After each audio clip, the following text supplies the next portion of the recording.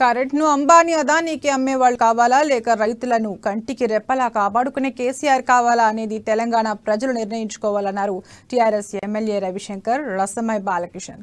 రైతులకు బీఆర్ఎస్ అండగా ఉంటుందన్నారు. రైతుకి బీఆర్ఎస్ చాలా సంబంధాలు ఉన్నాయన్నారు. కరెంటు లేక రైతులు ఎన్నో ఇబ్బందులు పడ్డారని చెప్పారు. దేశంలోనే ఎక్కడా లేని విధంగా రైతులకు 24 గంటల కరెంట్ ఇస్తున్న రాష్ట్రం తెలంగాణ అని రసమై బాలకిషన్ చెప్పారు. కరెంట్ ఎప్పుడు వస్తుందో తెలియదు, కరెంట్ ఎప్పుడు పోతుందో తెలియదు. మోటార్లు గాలిపోతుండే కరెంట్ బిల్లులో దించమన్నందుకు 4 రైతులను కాల్చి పంపినటువంటి ఆ రోజు అదే రోజు ఎద్ది ఏడ్చిన చోట వ్యవసాయం నిలదు, రైతు ఏడ్చిన చోట రాజ్యం నిలవదు. నా రైతుల రక్తం పారించినటువంటి నేల మీద తెలంగాణ రైతు రాజ్యం రావాలంటే తెలంగాణ రాష్ట్రం రావాలని తన పదవికి రాజీనామా చేసి త్యాగాల పునాదుల మీద కరెంటుకు వ్యతిరేకంగా పెట్టినటువంటి జెండా ఈ గులాబీ జెండా.